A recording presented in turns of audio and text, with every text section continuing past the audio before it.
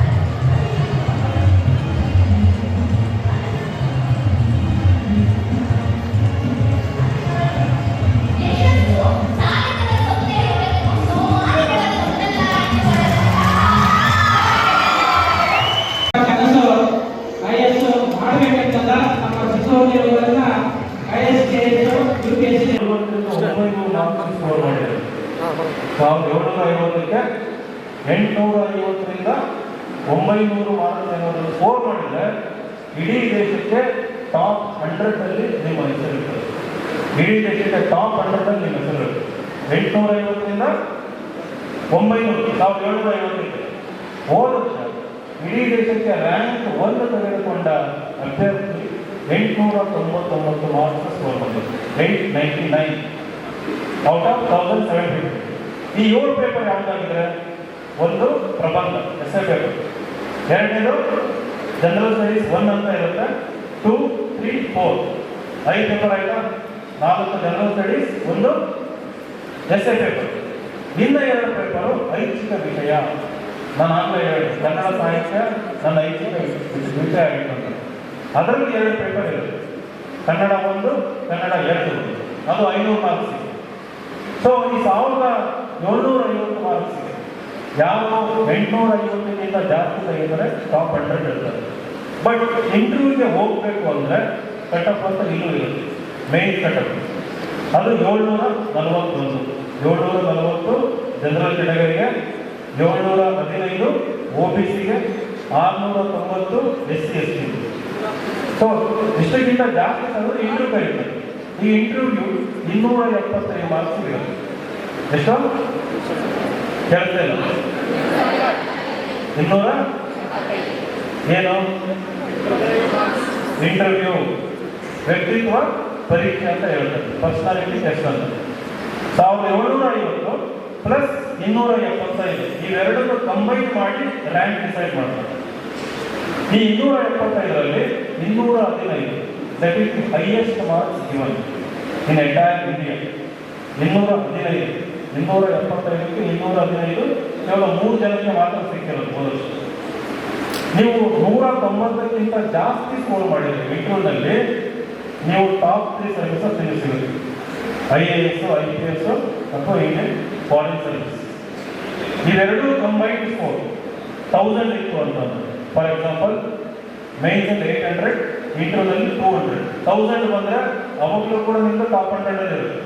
So ನೀವು ಇವತ್ತಲ್ಲಿ ಸಾಮಾನ್ಯರಾಗಿ ಕೂತಿದ್ದೀರಿ, ನಾಳೆ ನಾನು ಬಳ್ಳಾರಿಯೋ ದಾವಣಗೆರೆ ಜಿಲ್ಲಾಧಿಕಾರಿಯಾಗಿ ನಾನು ಬರಬೇಕು, 4, 5, 6 ವರ್ಷ ಆದಮೇಲೆ ಬರಬೇಕು ಅಂತ ಕನಸ್ಕೊಂಡಿದ್ರೆ ನೀವು ಇಂಟರ್ವ್ಯೂನಲ್ಲಿ 190ಕ್ಕಿಂತ ಜಾಸ್ತಿ, ಮೇನ್ಸಲ್ಲಿ 800 ಅಥವಾ 850ಕ್ಕಿಂತ ಜಾಸ್ತಿ ಸ್ಕೋರ್ ಮಾಡಿದರೆ ಯುವರ್ ಥ್ರೂ. ಈಗ ವ್ಯತ್ಯಾಸ ಇದೆ, ನೀವು ಪ್ರತಿನಿತ್ಯ ಪರೀಕ್ಷೆ ಬರೀತೀವಿ ಅಂದರೆ ಈಗ ಓದ್ತಾ ಇರೋ ಒಂದು ಕೋರ್ಸಲ್ಲಿ ಕೂಡ ಎಕ್ಸಾಮ್ ಇದ್ದೇ ಇರುತ್ತೆ ತಾನೆ. ಸೆಮಿಸ್ಟರ್ ಅಥವಾ ಆ್ಯನ್ಯುವಲ್ ಎಕ್ಸಾಮ್ ಅಥವಾ ಮಂತ್ಲಿ ಎಕ್ಸಾಮ್ ಇದೆ ತಾನೆ. ಅದು ಎಕ್ಸಾಮೇ, ಇದು ಎಕ್ಸಾಮ್. ಆದರೆ ಡಿಮ್ಯಾಂಡ್ ಅಂತ ಎಕ್ಸಾಮ್ ಏನಿದೆ, ಇಲ್ಲಿ ನೀವು ಡಿಗ್ರಿ ತಗೊಳ್ಳೋದಕ್ಕೆ ಅಥವಾ ಒಂದು ಇನ್ನೊಂದು ಕೋರ್ಸ್ಗೆ ಅರ್ಹತೆ ಪಡೆಯೋದಕ್ಕೆ ಪಾಸ್ ಮಾಡ್ತೀವಿ. ಆದರೆ ಇಲ್ಲಿ ಇಡೀ ದೇಶ ಮುನ್ನಡೆಸ್ಕೊಂಡು ಹೋಗುವಂಥ ಒಂದು ಬಹಳ ಜವಾಬ್ದಾರಿಯುತ ಹುದ್ದೆ. ಸೊ ಅದಕ್ಕೆ ಆಳವಾದ ಅಧ್ಯಯನ ಬೇಕು, ಆಳವಾದ ಅಧ್ಯಯನ, ಅಂಡರ್ಸ್ಟ್ಯಾಂಡಿಂಗ್, ಡೆಪ್ತ್ ಆಫ್ ಅಂಡರ್ಸ್ಟ್ಯಾಂಡಿಂಗ್. ನಾನು ಸುಮ್ಮನೆ ಇತಿಹಾಸ ಓದೋದಲ್ಲ, ಆ ಇತಿಹಾಸದಿಂದ ಏನೇನು ಪಾಠಗಳನ್ನು ಕಲಿಬೋದು, ಆ ಇತಿಹಾಸದಿಂದ ಮುಂದೆ ಏನೇನು ಅನುಕೂಲ ಆಗುತ್ತೆ, ಪ್ರತಿಯೊಂದನ್ನು ಆಳವಾದ ಅಧ್ಯಯನ ಮಾಡಬೇಕು. ಆಳವಾಗಿ ಅಧ್ಯಯನ ಮಾಡಬೇಕಂದ್ರೆ ಆಳವಾದ ಆಸಕ್ತಿ ಇರಬೇಕು, ನಮಗೆ ಅತಿಯಾದ ಆಸಕ್ತಿ ಇರಬೇಕು, ಕ್ಯೂರಿಯಾಸಿಟಿ, ಕುತೂಹಲಕಾರಿಯಾಗಿರ್ಬೇಕು. ಯಾರು ಕುತೂಹಲಿಗಳಾಗಿರ್ತಾರೆ. ಎಲ್ಲಿ ಕುತೂಹಲ ಜಾಸ್ತಿ ಇರುತ್ತೋ ಅಲ್ಲಿ ದಣಿವಿರಲ್ಲ, ಎಲ್ಲಿ ಆಸಕ್ತಿ ಜಾಸ್ತಿ ಇರುತ್ತೋ ಅಲ್ಲಿ ಯಾವತ್ತೂ ಕೂಡ ದಣಿವಿರಲ್ಲ. ನೀವು ನಿರಂತರವಾಗಿ ಹೋಗ್ತಾ ಇರ್ತೀರಿ. ಇದೆಲ್ಲ ನೀವು ಮೈಗೂಡಿಸ್ಕೊಂಡ್ರೆ ನೀವು ಕೂಡ ಮುಂದಿನ ದಿನದಲ್ಲಿ ಜಿಲ್ಲಾಧಿಕಾರಿಗಳಾಗ್ತೀರಿ, ತಹಶೀಲ್ದಾರ್ಗಳಾಗ್ತೀರಿ. ಇಲ್ಲ ಅಂತಂದ್ರೆ ನಿಮ್ಮ ಊರಿಗೆ ವಾಪಸ್ ಹೋಗಿ ಏನಾಗ್ತದೆ ನನಗೆ ಗೊತ್ತಿಲ್ಲ, ನಿಮ್ಮ ಆಯ್ಕೆ. ಆಮೇಲೆ ಇಲ್ಲ ಸರ್ ನನಗೆ IAS ಬೇಡ, AS ಬೇಡ, ತಹಶೀಲ್ದಾರ್ ಬೇಡ, ಆದರೂ ಕೂಡ ಅಟ್ಲೀಸ್ಟ್ 2 ವರ್ಷ ಎಕ್ಸಾಮ್ ತಯಾರಿ ಮಾಡ್ತಾರೆ. ನೀವು ಯಾವುದೇ ಕ್ಷೇತ್ರ ಆಯ್ಕೆ ಮಾಡಿಕೊಂಡ್ರು ನಾಳೆ ಗ್ರಾಮ ಪಂಚಾಯತ್ ನೀವು ಎಲೆಕ್ಷನ್ ಮಾಡ್ತೀರಿ ಅಂದ್ರೆ ನಿಮಗೆ ಗೆಲ್ಲೋ ಚಾನ್ಸ್ ಜಾಸ್ತಿ ಇರ್ತದೆ. ಯಾಕಂದ್ರೆ ಸಂವಿಧಾನದ ಬಗ್ಗೆ, ರಾಜಕೀಯ ಶಾಸ್ತ್ರದ ಬಗ್ಗೆ, ಸಮಾಜ ಶಾಸ್ತ್ರದ ಬಗ್ಗೆ, ನಮ್ಮ ಆರ್ಟ್ ಅಂಡ್ ಕಲ್ಚರ್ ಸಂಸ್ಕೃತಿ ಬಗ್ಗೆ ಅರಿವು ಜ್ಞಾನ ಇರುತ್ತೆ. ನಿಮಗೆ ನಿರ್ಧಾರ ಹೆಂಗೆ ತಗೋಬೇಕು, ನೀವು ಸ್ಮಾರ್ಟ್ ಆಗಿ ಅಟ್ಲೀಸ್ಟ್ 2 ವರ್ಷ ಟೈಮ್ ಸ್ಪೆಂಡ್ ಮಾಡಿ, ಏನು ಕಳ್ಕೊಳ್ಳೋದು. ಎಷ್ಟು ಜ್ಞಾನ ಸಂಪಾದನೆ ಆಗುತ್ತಂದ್ರೆ ನೀವು ಪ್ರಪಂಚದ ಯಾವುದೇ ಮೂಲೆಗೆ ಹೋಗಿ ಯಾವುದೇ ವ್ಯಕ್ತಿ ಹತ್ರ 2 ರಿಂದ 3 ಗಂಟೆ ಮಾತಾಡ್ಬೋದು, ಯಾವುದೇ ವಿಚಾರದ ಬಗ್ಗೆ. ಅಷ್ಟು ಜ್ಞಾನ ಸಂಪಾದನೆ ಆಗುತ್ತೆ. ಇಲ್ಲಿ ನಿಮ್ಮ ಸಿಂಧನೂರಿನಲ್ಲಿ ಅದು ಉಚಿತವಾಗಿ ನಿಮಗೆ ಸಿಗ್ತದೆ. ನೀವು ನಿಮಗೆ ನಾನು ಹೇಳಿಸ್ತಕ್ಕಂಥ ಅರ್ಥ ಆಗಿ ಆ ಒಂದು ನಿಟ್ಟಿನಲ್ಲಿ ನೀವು ಕೆಲಸ ಮಾಡೋದಕ್ಕೆ ಶುರು ಮಾಡಿದರೆ ಖಂಡಿತವಾಗಿ ಕೂಡ ಯಶಸ್ಸು ನಿಮ್ದು ಹಾಗೆ ಆಗ್ತದೆ. 40 ವಿದ್ಯಾರ್ಥಿಗಳಿಂದ ಶುರು ಮಾಡಿದ ಸಂಸ್ಥೆ ಇವತ್ತು ಸುಮಾರು 8,000 ವಿದ್ಯಾರ್ಥಿಗಳು ನಮ್ಮ ಸಂಸ್ಥೆಯಲ್ಲಿ ಓದ್ತಾ ಇದ್ದಾರೆ. 5 ರ್ಯಾಂಕ್ ಬಂದು ಮೊದಲನೇ ವರ್ಷ, 3 ವರ್ಷ 200 ರ್ಯಾಂಕ್ ಬಂತು, 200 ರ್ಯಾಂಕ್ಸ್. ಒಬ್ಬ MP ಆದರೆ ಅವರಿಗೆ ಇಬ್ಬರು IAS ಇಬ್ಬರು IPS ಅಧಿಕಾರಿ ಸಿಗ್ತಾರೆ. ನಮ್ಮ ಹತ್ರ ಏನಿಲ್ಲ ಅಂದ್ರೆ 450 ಜನ IAS IPS ಅಧಿಕಾರಿಗಳು. ಅದು ನಾನು ವೈಯಕ್ತಿಕವಾಗಿ ಏನು ಮಾಡ್ಕೊಳ್ಳೋಂಗಿಲ್ಲ, ಇಷ್ಟೊಂದಿಲ್ಲ. ಇವತ್ತು ಯಾರಿಗೂ ಫೋನ್ ಮಾಡಿಲ್ಲ. ಹಾಗೆ ಅರುಣ್ ಅವರಲ್ಲಿ ಬರಬೇಕಾದ್ರೆ ಬಹಳ ಸಂತೋಷ ಆಯಿತು. ನೀವು ಅಲ್ಲಿ ಅರುಣ್ ಬರಬೇಕಾದ್ರೆ ಎಲ್ಲೋ ನೋಡಿದ್ದೀನಲ್ಲ ಅಂತ ಹತ್ತಿರ ಬಂದಾಗ ಗೊತ್ತಾಯ್ತು ನಮ್ಮ ಅರುಣ್ ಅಂತ. ನನಗೆ ಗೊತ್ತಿರಲಿಲ್ಲ ಅವರು ಸಿಂಧೂರಲ್ಲಿ ತಹಶೀಲ್ದಾರ್ ಆಗಿದ್ದಾರೆ ಅಂತ. ಇಲ್ಲಾಂದ್ರೆ ಡೈರೆಕ್ಟ್ ಅವ್ರ ಮನೆಗೆ ಹೋಗಿ ತಿಂಡಿ ತಿನ್ಕೊಂಡು ಫೋನ್ ಮಾಡಿ ನೀವು ಬರ್ತಿದ್ದೀನಿ ಅಂತ ಹೇಳಿ ಬರ್ತಾ ಇದ್ದೇನೆ. ಬಟ್ ಗೊತ್ತಿರಲಿಲ್ಲ ನನಗೆ. ಶಾಂತಪ್ಪ ಅವರು ಬರ್ತಿರೋದು ನನಗೆ ಗೊತ್ತಿರಲಿಲ್ಲ. ನಾನು ಬೇರೆ ಯಾವುದೊಂದು ಲೋಕದಲ್ಲಿದ್ದೆ, ನೆನ್ನೆ ತುಮಕೂರಲ್ಲಿದ್ದೆ. ಬಂದೆ, ಎಷ್ಟು ಸಂತೋಷ ಆಯಿತು ಅಂತಂದರೆ. ಹಾಗೆ ಅವರು ಭಾಳ ಮುಕ್ತವಾಗಿ ಹೇಳ್ಕೊಂಡು, ಕೆಲವೊಂದು ಅಧಿಕಾರಿಗಳು ಹೇಳ್ಕೊಳ್ಳೋಲ್ಲ. ಕೆಲವೊಂದು ಅಧಿಕಾರಿಗಳು ಹೇಳಿ ನಾನೇ ಮಾಡಿದ್ದೀನಿ ಎಲ್ಲ ನನ್ನಿಂದಲೇ ಆಗಿದ್ದು ಅನ್ನೋ ಒಂದು ಅಹಮು ಇರ್ತದೆ. ಆದರೆ ಅವರಲ್ಲಿ ಅದೇನು ಇಲ್ಲ, ವಿನಯತೆ ಇದೆ. ಅವ್ರು ಇನ್ನೂ ಎಷ್ಟು ಬೆಳೀತಾರೆ ಅನ್ನೋದು ಅವ್ರ ಮಾತಲ್ಲಿ ಗೊತ್ತಾಗ್ತದೆ. Very talented. ಸಿಂಧನೂರು ಅಂತ ತಹಶೀಲ್ದಾರ್ ಸಿಕ್ಕಿರೋದು ನಿಮ್ಮ ಅದೃಷ್ಟ ಅವರು. ಯಾಕಂದ್ರೆ UPSC ಇಂಟರ್ವ್ಯೂ 2 ಸಾರಿ ಹೋಗಿ literally is also IAS officer. ಅವ್ರು IAS ಆಫೀಸರ್. ಅಷ್ಟೇ ಕ್ವಾಲಿಟಿ, ಅಷ್ಟೇ ಎಜುಕೇಶನ್, ಅಷ್ಟೇ ಜ್ಞಾನ ಇರುವಂಥವ್ರು ಅವರು. ನೋಡಿ, ಸ್ವಲ್ಪದಲ್ಲಿ ಹೆಚ್ಚು ಕಮ್ಮಿ ಆಗಿರ್ತದೆ, ಬಟ್ ಆ ಕೆಪಬಿಲಿಟಿ ಅವರಿಗೆ ಇದೆ. ಹಾಗಾಗಿ ಅವರೊಂದು ಮಾತು ಹೇಳಿದರು, ನಾನು ಇಲ್ಲಿರೋ ತನಕ ನೀವು ನಿಮ್ಮ ಕಾಲೇಜಿಗೆ ಅವ್ರನ್ನ ಕರೆಸ್ಕೊಂಡು ಮಾರ್ಗದರ್ಶನ ತಗೋಬೋದು ಅಂತ. ದಯವಿಟ್ಟು ತಪ್ಪದೇ ಕೆಲಸ ಮಾಡಿ. ಯಾಕಂದರೆ 6 ವರ್ಷ ಈ ಫೀಲ್ಡಲ್ಲಿ ಪಳಗಿದ ಮೇಲೆ ನಿಮ್ಮನ್ನು ಸರಿದಾಗಿ ಹೆಂಗೆ ತಗೊಂಡು ಹೋಗ್ಬೇಕು ಅನ್ನೋದು ಅವ್ರಿಗೆ ಗೊತ್ತಿರುತ್ತೆ. ನೀವು ಯಾರು ಹಿಂಜರಿಕೆಯಿಂದಾಗಿ ಅವ್ರ ಆಫೀಸಿಗೆ ಹೋಗಿ ಭಯ ಪಡಬೇಕು. ಸರ್ ನೀವೀಗೆ ಅವತ್ತು ಹೇಳಿದ್ರಿ ಬಂದಿದ್ದೀನಿ, ಅಥವಾ ಯಾವ್ದಾರ ಒಂದು ಈ ಎಕ್ಸಾಮ್ ಪಾಸ್ ಮಾಡಬೇಕಂದ್ರೆ ರೈಟಿಂಗ್ ಸ್ಕಿಲ್ ಭಾಳ ಇಂಪಾರ್ಟೆಂಟ್. ಆನ್ಸರ್ ರೈಟಿಂಗ್ ನೀವು ಯಾರಾದ್ರೂ ಎಲ್ಲರೂ ಬರೆಯಲ್ಲ ಗೊತ್ತು. ಯಾರೋ ಒಂದು 5-6 ಜನ ಶುರು ಮಾಡ್ಕೊಂಡ್ರೆ ಹೋಗಿ ತೋರಿಸ್ತಾರೆ ಬರ್ದಿದ್ದೀನಿ ಸರಿ ಇದೆಯಾ ಅಂತಂದ್ರೆ. ನೀವು ಎಲ್ಲಿ ಅವಕಾಶ ಸಿಗುತ್ತೆ ಅಥವಾ ಅವಕಾಶ ನಿರ್ಮಿಸ್ಕೊಳ್ತೀರೋ ಅಲ್ಲಿ ನಿಮಗೆ ಯಶಸ್ಸು ಸುಲಭ ಆಗುತ್ತೆ. ನಾವು ಕಾಯ್ಕೊಂಡು ಕುತ್ಕೋಬಾರ್ದು, ನಮ್ಮ ಹತ್ರ ಏನೋ ಸಿಗುತ್ತೆ ಅಂತಂದ್ಬಿಟ್ಟು. ಸೊ ನೀವೆಲ್ಲ ಅದೃಷ್ಟವಂತರು.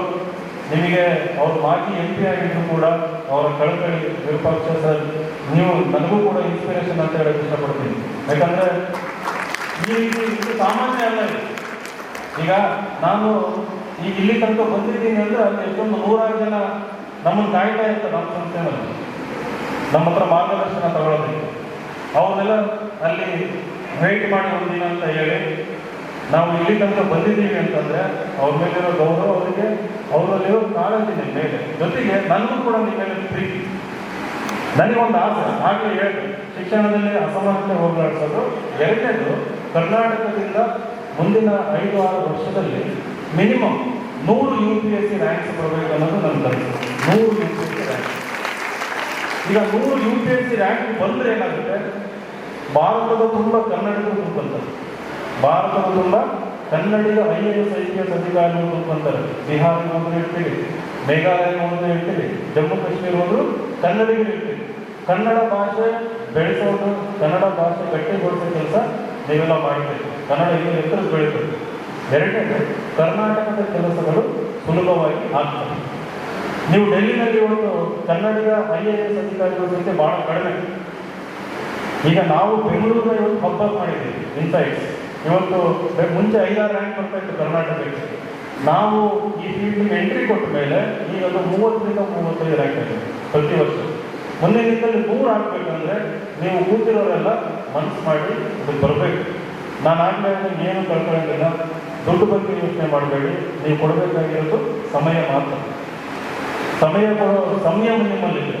ನಿಜವಾಗ್ಲೂ ನೀವು ಮುಂದೆ ಬಂದೇ ಬರ್ತೀರಿ. ಈಗಿರೋ ಸ್ಥಾನಮಾನಕ್ಕಿಂತ ನಿಮ್ಮ ತಂದೆ ತಾಯಿ ಬಗ್ಗೆ ಯೋಚನೆ ಮಾಡಿ. ಇವಾಗ ನಮ್ಮ ತಂದೆ ಹೇಳ್ತಾರೆ, ಯಾರೇ ಬಂದರು ಅವ್ರ ಸ್ನೇಹಿತರು, ನನಗಿದು ಕನಸಿನಲ್ಲಿ ಬದುಕ್ತಾ ಇದ್ದೀನಿ ಅಂತ. ಅವರು ಸ್ವಂತ ಮನೆ ನೋಡಲಿಲ್ಲ, ಸ್ವಂತ ವೆಹಿಕಲ್ ನೋಡಲಿಲ್ಲ. ನಾನು 31 ವರ್ಷದ ತನಕ ಸೈಕಲ್ ಇರಲಿಲ್ಲ, ಬೈಕ್ ಇರಲಿಲ್ಲ, ಏನೂ ಇರಲಿಲ್ಲ. ಸೊ ಈ ಕನಸಿನಲ್ಲಿ ಬದುಕ್ತಿದ್ದೀನಿ ಅಂತ ಭಾಳ ಹೆಮ್ಮೆಯಿಂದ ಹೇಳ್ತಾರೆ. ನಿಮಗೂ ಕೂಡ ಮೊನ್ನೆ ಶಿವಮೊಗ್ಗಕ್ಕೆ ಹೋಗಿದ್ದೆ. ಶಿವಮೊಗ್ಗದಲ್ಲಿ ಎಲ್ಲಿ ಫಂಕ್ಷನ್ ಮಾಡಿದಾಗ ಅಲ್ಲಿ SP ಅವರು ಸರ್ ನಮ್ಮ ಮನೆಗೆ ಊಟಕ್ಕೆ ಬನ್ನಿ ಅಂತ ಕರ್ಕೊಂಡು ಹೋದ್ರು. ಅವ್ರ ಮನೆಗೆ ಊಟ ಮಾಡಬೇಕಾದ್ರೆ ಅಲ್ಲಿ DC ಬಂದರು, ಜಿಲ್ಲಾ ಪಂಚಾಯತ್ CO ಬಂದರು. ಜಿಲ್ಲಾ ಪಂಚಾಯತ್ CO ಕೂಡ ನನ್ನ ಸ್ಟೂಡೆಂಟಲ್ಲಿ. ಅದು ಎಷ್ಟು ಭವ್ಯ ಬಂಗಲೆ, ಸುಮಾರು 13 ಎಕರೆನಲ್ಲಿ SP ಒಂದು ಬಂಗಲೆ ಕೊಟ್ಟಿದ್ದಾರೆ. ಅಲ್ಲಿ ಅವ್ರ ತಾಯಿ ಬಂದರು. ಅವ್ರ ತಾಯಿ ಎಷ್ಟು ಹೆಮ್ಮೆಯಿಂದ ಸಂತೋಷದಿಂದ ಇದ್ರು ಅಂದರೆ, ಆ ಒಂದು ಇಡೀ ವಯಸ್ಸಿನಲ್ಲಿ ನಿಮಗೆ ಬೇಕಾಗಿರೋದೇನು ಅಂತಂದರೆ ನೆಮ್ಮದಿ, ಶಾಂತಿ, ಒಂದು ಪೀಸ್ಫುಲ್ ಲೈಫ್. ಅದು ಸರ್ಕಾರ ನಿಮಗೆ ಕೊಡ್ತದೆ. ನಿಮ್ಮ ಅಪ್ಪ ಅಮ್ಮ ಎಷ್ಟು ರೆಸ್ಪೆಕ್ಟ್ ಬರುತ್ತೆ ಅಂದರೆ ಸಮಾಜದಲ್ಲಿ ಅದನ್ನ ಪದಗಳಲ್ಲಿ ಹೇಳೋಕ್ಕಾಗಲ್ಲ. ಅಷ್ಟೊಂದು ರೆಸ್ಪೆಕ್ಟ್ ಬರುತ್ತೆ. ಅದು ನೀವು ತೆಗೆದುಕೊಳ್ಳೋ ನಿರ್ಧಾರ, ನೀವು ಮುಂದೆ ನಡೆಯುವಂಥ ಹೆಜ್ಜೆಗಳ ಮೇಲೆ ನಿರ್ಧಾರ ಆಗಿದೆ. ಇಲ್ಲಾಂದ್ರೆ ಅವರು ಕೂಡ ಬಡತನದಲ್ಲೇ ಸಾಯ್ತಾರೆ, ನೀವು ಕೂಡ ಬಡತನದಲ್ಲೇ ಜೀವನನ ಕೊನೆಗೊಳಿಸ್ತೀವಿ. ಕೇವಲ ಆಯ್ಕೆ ಮೇಲೆ ನಿರ್ಧಾರ ಆಗುತ್ತೆ. ಹಾಗಾಗಿ ನೀವು ಸರಿಯಾದ ಆಯ್ಕೆ ಮಾಡಿ ಮುಂದೆ ಬಂದು ಕರ್ನಾಟಕ ಅಷ್ಟೇ ಅಲ್ಲ, ದೇಶವನ್ನು ಬಹಳ ಎತ್ತರಕ್ಕೆ ತಗೊಂಡೋಗಿ ಅಂತ ನಿಮಗೆ ಹಾರೈಸಿ, ನನಗೆ ಇಲ್ಲಿ ತನಕ ಕರೆಸಿ ಮಾತನಾಡೋದಕ್ಕೆ ಅವಕಾಶ ಮಾಡಿಕೊಟ್ಟು, ನಿಮ್ಮೆಲ್ಲರ ಜೊತೆ ಇದಾದಮೇಲೆ ಸಂವಾದ ಕೂಡ ಇರುತ್ತೆ, ಪ್ರಶ್ನೆ ಕೂಡ ಕೇಳ್ಬೋದು ನೀವು. ಈ ಒಂದು ಅವಕಾಶ ಮಾಡಿಕೊಡೋದಕ್ಕೆ ಧನ್ಯವಾದ ತಿಳಿಸಿ ನಾನು ಮಾತು ಮುಗಿಸ್ತೇನೆ. ಜೈ ಹಿಂದ್. ಭಾರತಾಂಬೆಯ ಕಿರೀಟದಿಂದ ಭಾರತಾಂಬೆಯ ಪಾದದವರೆಗೂ ಕೂಡ ಕನ್ನಡಿಗರ ಒಂದು ಡಿಂಡಿಮ ಭಾರಿಸಲಿ ಎಂಬಂತಹ ಒಂದು ಮಾತುಗಳನ್ನು ಹೇಳಿದಂತಹ ವಿನಯ್ ಕುಮಾರ್ ಸರ್, ಇನ್ಸೈಟ್ ಸಂಸ್ಥಾಪಕರು, ಇವರಿಗೆ ಧನ್ಯವಾದಗಳು. ಸ್ಪೆಷಲ್ ಅನೌನ್ಸ್ಮೆಂಟ್ ಏನಪ್ಪ ಅಂತಂದ್ರೆ, ಈ ಆಫ್ಟರ್ ಸೆಷನ್ ಏನಿದೆ ಅದಾದ ತಕ್ಷಣ ವಿನಯ್ ಕುಮಾರ್ ಸರ್ ಹೇಳಿದ್ದಾರೆ, ನಿಮ್ಗೆ ಡೈರೆಕ್ಟ್ ಆಗಿ ಮಾತಾಡಕ್ಕೆ ಸಿಗ್ತಾರ. ಅವ್ರಿಗೆ ನೀವು ಕ್ವಶನ್ಸ್ ಕೇಳ್ಬೋದು, ಅವ್ರಿಂದ ನೀವು ಆನ್ಸರ್ಸ್ನ ಪಡಿಬೋದು. ನಾವು ಕೇಳಕ್ಕ ಬೆಂಗಳೂರಿಗೆ ಹೋಗೋಕ್ಕಾಗಂಗಿಲ್ಲ. ಓಕೆ ಸರ್, ಧನ್ಯವಾದಗಳು. ಇನ್ನೂ ಒಂದು ಪಾಯಿಂಟ್ ನಾನು ಹೇಳ್ತೀನಿ. ಭಾಳಷ್ಟು ಜನ ಸರ್ ನೀವು PSI ಇದು ಹೇಗೆ ಓದ್ಕೊಂಡ್ರಿ? ನಿಮಗೆಲ್ಲ ಗೊತ್ತಿರುತ್ತೆ PSI ಜಾಬು ತುಂಬ ಟಫ್ ಇರುತ್ತೆ.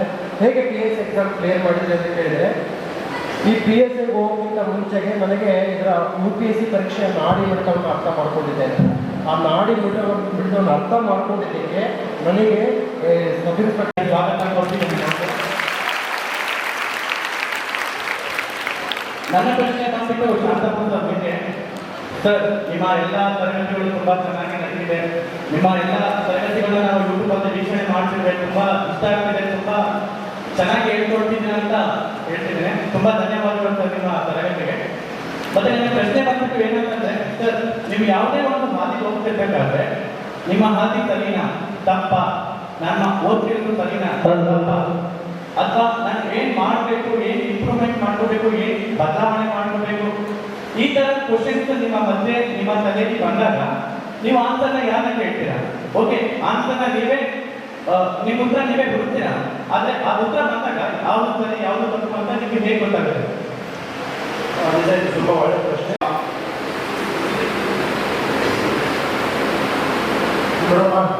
ಯಾವುದು ಹೃದಯದಿಂದ ಬರಬೇಕು ಅದು ಹೃದಯದಿಂದ ಬರಬೇಕು.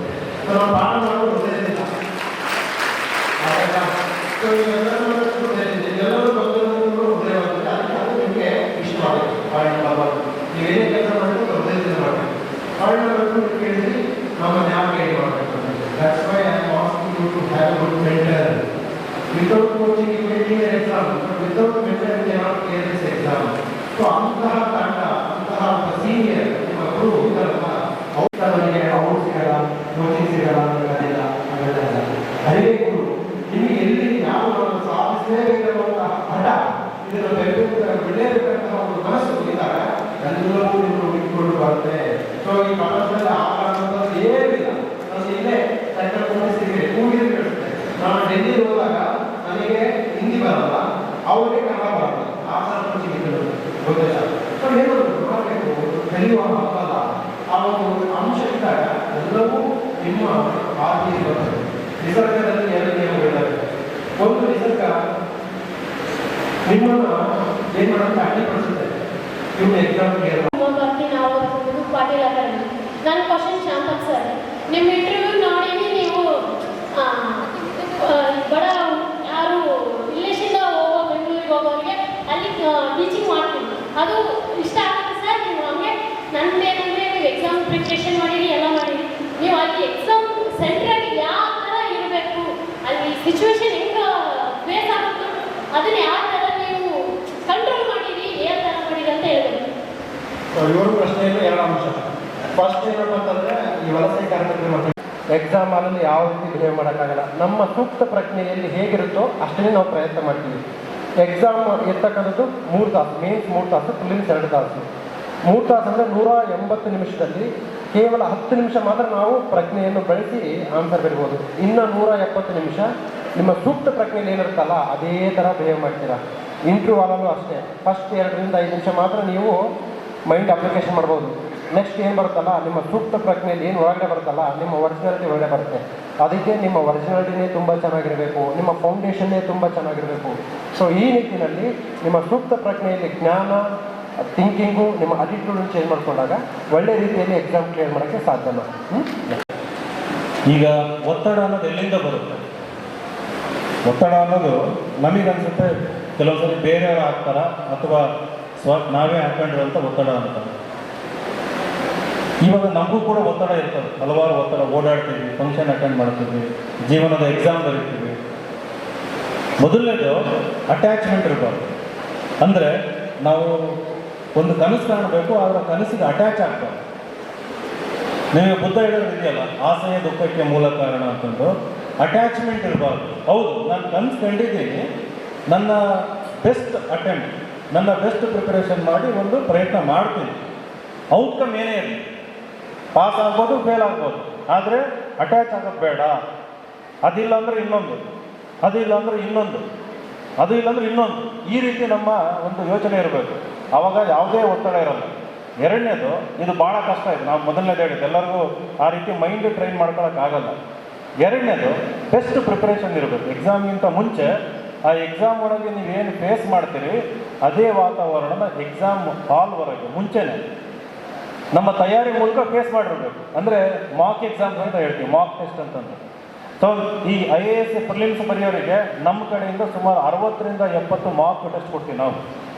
ಅಂದರೆ ನಾವು ಹೇಳ್ತೀವಿ, ನೀನು ರಿಯಲ್ ಏನು ಎಕ್ಸಾಮ್ ಬರೆಯೋಕ್ಕೆ ಹೋಗ್ತೀವಿ ಅದು 61ನೇ ಮಾಕ್ ಟೆಸ್ಟ್. ಅದು ಎಕ್ಸಾಮ್ ಅಲ್ಲ, ಅದು 61ನೇ ಮಾಕ್ ಟೆಸ್ಟ್. ಜಸ್ಟ್ ಏನು ಡಿಫ್ರೆನ್ಸ್ ಏನಿಲ್ಲ, ಕ್ವಶನ್ ಕ್ವಾಲಿಟಿ ಹಂಗೆ ಇರುತ್ತೆ, ಔಟ್ಕಮ್ಮು ಹಂಗೆ ಇರುತ್ತೆ. It is just the continuation of your effort. ನಾವು ಅದನ್ನು ಮೆಂಟಲಿ ಪ್ರಿಪೇರ್ ಆಗಬೇಕು. ಈ ನಮ್ಮ ಎಕ್ಸಾಮಿನೇಷನ್ ಪ್ರಿಪರೇಷನಲ್ಲಿ ಏನಾಗುತ್ತೆ, ಈ ಜ್ಞಾನ ಸಂಪಾದನೆ ಮಾಡೋದು, ನಮ್ಮ ಸ್ಕಿಲ್ ಇಂಪ್ರೂವ್ ಮಾಡ್ಕೊಳ್ಳೋದು ಅದ್ರ ಮೇಲೆ ಇರುತ್ತೆ. ಆದರೆ ಈ ಇಮೋಷನ್ಗಳನ್ನ ಹೆಂಗೆ ಹ್ಯಾಂಡ್ಲ್ ಮಾಡಬೇಕು ಅನ್ನೋದಕ್ಕೆ ತಯಾರಿ ಮಾಡಿರಲ್ಲ ನಾವು. ಮುಂಚಿಂದ ಯಾರು ಅದ್ರ ಮೇಲೂ ಫೋಕಸ್ ಮಾಡ್ತಾರೆ. ಅದಕ್ಕೆ ನಾನು ಹೇಳೋದೇನಪ್ಪ ಅಂದರೆ, ನೀವೆಷ್ಟು ಫೇಲ್ಯೂರ್ ಕಾಣಿಸ್ತೀರಿ, ಎಷ್ಟು ಜೀವನದಲ್ಲಿ ಏರಿಳಿತನ ಅನುಭವಿಸ್ತೀರಿ, ಅಷ್ಟು ಗಟ್ಟಿ ಆಗ್ತೀರಿ. ಅದಕ್ಕೆ ಓಪನ್ ಮೈಂಡ್ ಇಟ್ಕೊಂಡಿರ್ಬೇಕು ನಾವು. ಕೊನೆಯದಾಗಿ ಎಕ್ಸಾಮ್ ಬರೆಯೋದು ಕೂಡ ಕಲಿಕೆಯ ಮುಂದುವರಿದ ಭಾಗ. ಅದು ಲರ್ನಿಂಗ್ ಎಕ್ಸ್ಪೀರಿಯನ್ಸ್. ಎಕ್ಸಾಮು ಅದು ಎಕ್ಸಾಮ್ ಅಲ್ಲ, ಅದು ಫೈನಲ್ ಅಲ್ಲ, ಅದು ಲರ್ನಿಂಗ್. ಅದು ಅಲ್ಲಿ ಏನೋ ಒಂದು ಕಲಿಯೋದಕ್ಕೆ ಅವಕಾಶ ಇರುತ್ತೆ. ನನಗೆ ಏನೋ ಒಂದು ಕಲಿಯೋದಕ್ಕೆ ಅವಕಾಶ ಇದೆ ಅಂತಂದು ಓಪನ್ ಮೈಂಡ್ ಇಟ್ಕೊಂಡು ಎಕ್ಸಾಮ್ ಕೊಡಬೇಕು. ಅವು ಯಾವ ಒತ್ತಡವೂ ಇರೋದಿಲ್ಲ. ಅದು ಇಲ್ಲ ಅಂದರೆ ಇನ್ನೊಂದು ಬಿಡ ಅನ್ನೋ ಒಂದು ಆ್ಯಟಿಟ್ಯೂಡ್ ಇರಬೇಕು. ನನ್ನ ಹತ್ರ ಏನೂ ಇಲ್ಲ ಅಂದರೂ ದೇಶದ ಪ್ರಧಾನಿ ಆಗ್ತೀನಿ ಅನ್ನೋ ಒಂದು ಕನಸು ಕಾಣೋ ಒಂದು ಆ್ಯಟಿಟ್ಯೂಡ್ ಇದ್ದಾಗ ಯಾವುದೇ ಒತ್ತಡ ಬರೋಲ್ಲ. Sir thank you sir. ಜಾಸ್ತಿ ಮಾತ್ರ ಮೊದಲನೇ ಪೇಪರ್ ಇವ್ಯಾಲ್ಯೂಯೇಷನ್ ಆಗುತ್ತೆ. ಎರಡನೇ ಪೇಪರಲ್ಲಿ 66.6ಕ್ಕಿಂತ ಜಾಸ್ತಿ ಸ್ಕೋರ್ ಮಾಡಿದರೆ ಮಾತ್ರ ಮೊದಲನೇ ಪೇಪರ್ ಅದು ಜನರಲ್ ಸ್ಟಡೀಸ್ ಇವ್ಯಾಲ್ಯೂಯೇಷನ್ ಆಗುತ್ತೆ. ಸೊ ಈ ಜನರಲ್ ಸ್ಟಡೀಸ್ ಪೇಪರ್ 100 ಪ್ರಶ್ನೆಗಳಿರ್ತವೆ, 100 ಕ್ವಶನ್ಸ್. ಆ 100 ಕ್ವಶನ್ಸ್ ಅಲ್ಲಿ ನೀವು ಎಷ್ಟು ಉತ್ತರ ಸರಿ ಮಾಡಬೇಕು, ಕರೆಕ್ಟ್ ಆನ್ಸರ್ಸ್ ಎಷ್ಟು ಮಾಡಬೇಕು, what is the cut off, ಯಾರು ಹೇಳ್ತಾರೆ? ಈಗ ಮೇನ್ಸಿಗೆ ಎಲಿಜಿಬಲ್ ಆಗ್ಬೇಕಂದ್ರೆ ಕಟ್ ಆಫ್ ಇರುತ್ತೆ ಫಿಲಿಮ್ಸ್ ಅಲ್ಲಿ. ಸೊ ಎಷ್ಟಿರ್ಬೋದು ಕಟ್ ಆಫ್, ಯಾರು ಹೇಳ್ತಾರೆ? Good, you are near to this year cut off around 85 to 90. ಹೋದ ವರ್ಷ 76, 75.4. ಅಂದ್ರೆ 200 ಮಾರ್ಕ್ಸ್ ಪೇಪರಿಗೆ ನೀವು 76 ಮಾರ್ಕ್ಸ್ ತೆಗೆದ್ರೆ ಹೋದ ವರ್ಷ ಮೇನ್ಸ್ ಬರೋದಕ್ಕೆ ಅವಕಾಶ ಸಿಗ್ತಾ ಇತ್ತು ಜನರಲ್ ಕ್ಯಾಟಗರಿನಲ್ಲಿ. ಸೊ ಈ ವರ್ಷ 90. ನೀವು ಸುಮಾರು 40 ಪ್ರಶ್ನೆ ಅಥವಾ 50 ಪ್ರಶ್ನೆ ಕರೆಕ್ಟ್ ಮಾಡಿದ್ರೆ ನಿಮಗೆ ಮೇನ್ಸ್ಗೆ ಎಲಿಜಿಬಿಲಿಟಿ ಸಿಗುತ್ತೆ. ಮೇನ್ಸ್ ಅಲ್ಲಿ 9 ಪೇಪರ್ ಇರುತ್ತೆ, ಅದೆಲ್ಲದೂ ಕೂಡ ಎಸ್ಸೆ ಟೈಪ್ ಕ್ವಶನ್ಸ್ ಅಂತ. ಅಂದ್ರೆ ನೀವು ಸುದೀರ್ಘವಾಗಿ ಉತ್ತರ ಬರೀಬೇಕು, mains type questions. 9 paper 2 paper ಇರುತ್ತೆ. ಒಂದು ಕಂಪಲ್ಸರಿ ಕನ್ನಡ, ಇನ್ನೊಂದು ಕಂಪಲ್ಸರಿ ಇಂಗ್ಲಿಷ್. ಈ compulsory English is compulsory for everyone. ನೀವು ತಮಿಳ್ ಆಗಿರ್ಬೋದು, ತೆಲುಗು ಆಗಿರ್ಬೋದು, ಹಿಂದಿ ಆಗಿರ್ಬೋದು, ಎಲ್ಲರಿಗೂ ಕಾಮನ್. ಸೊ ಇಂಗ್ಲಿಷ್ ಅನಿವಾರ್ಯ. ಈ 2 ಪೇಪರಲ್ಲಿ 300ಕ್ಕೆ 75ಕ್ಕಿಂತ ಜಾಸ್ತಿ ತಂದಿದ್ರೆ ಇನ್ನ 7 ಪೇಪರ್ ಇವ್ಯಾಲ್ಯೂಯೇಷನ್ ಆಗುತ್ತೆ. ಯಾವ ಪೇಪರಲ್ಲಿ 75ಕ್ಕಿಂತ ಜಾಸ್ತಿ ತೆಗಿಬೇಕು?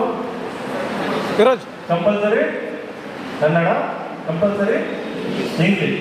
300ಕ್ಕೆ 75ಕ್ಕಿಂತ ಜಾಸ್ತಿ ತಂದಿದ್ರೆ 2 ಪೇಪರಲ್ಲಿ ನಿಂದು ಇನ್ನ 7 ಪೇಪರ್ ಇವ್ಯಾಲ್ಯೂಯೇಷನ್ ಆಗುತ್ತೆ.